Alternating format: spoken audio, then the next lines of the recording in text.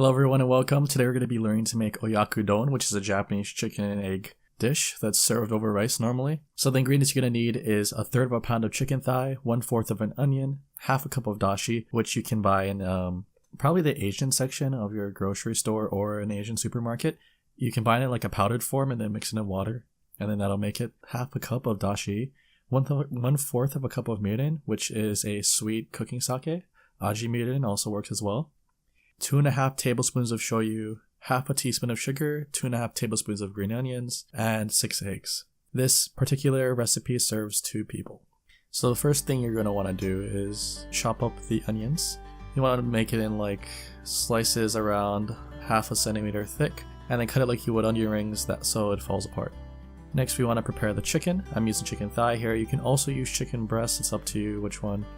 So you want to cut really thin slivers, about the same width as the onion, and cut them into about 1/2 inch pieces, or bite size, just so it's easy to eat.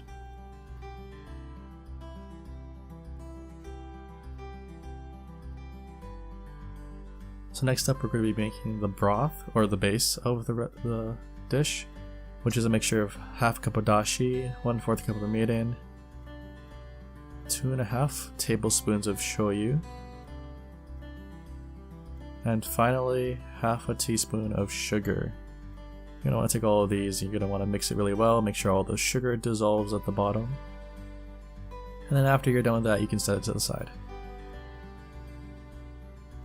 Next we're going to want to crack half your eggs into a bowl, because the way you make this dish is in single servings. So you're going to crack 3 eggs into a bowl, and then you're going to want to scramble them up. You want to scramble it pretty well. The difference between not scrambling it well and scrambling it well just creates different textures. I prefer to scramble it pretty well just so everything's nice and even and consistent. Next up, you're going to want to chop up your green onions. About 3 stalks is fine, or about 2 tablespoons. Just enough so you can mix some in the dish and so on top. Okay, so now we have our ingredients prepped. Let's get cooking. So first off, you're going to want to heat up your pan. Set the temperature to about medium or medium-high heat. You're going to want to add half of the broth we made earlier, or base, and just get that so it's nice and boiling on the pan. Next up, you're going to want to take half of your onions and add that, and also half of your chicken. Make sure you spread it all out, make sure everything's flat and submerged more or less within the broth so it can absorb all the flavor. So the reason we cut thin slices earlier was because the chicken and the onions are essentially going to boil in this broth, and that's how we're going to cook it. Add a couple more onions. You can also add green onions if you choose to. You can do it at this point, I don't show it here. Also, if you want your chicken to cook faster, I suggest like turning it over part way through when the bottom half cooks, or covering it with a lid. Both work just fine.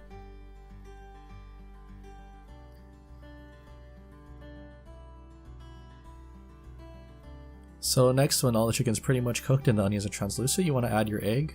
So just add it in and kind of shake your pan around to make sure that everything's evenly distributed, so we just get a nice consistent texture to all of it.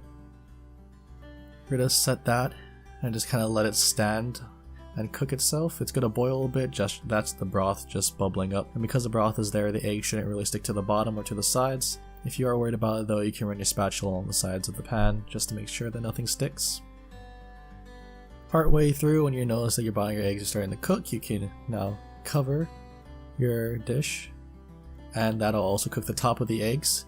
Depending on what you want your texture to be, runny or fully cooked, covering it will fully cook your eggs, and leaving it open will leave it a little bit more runny.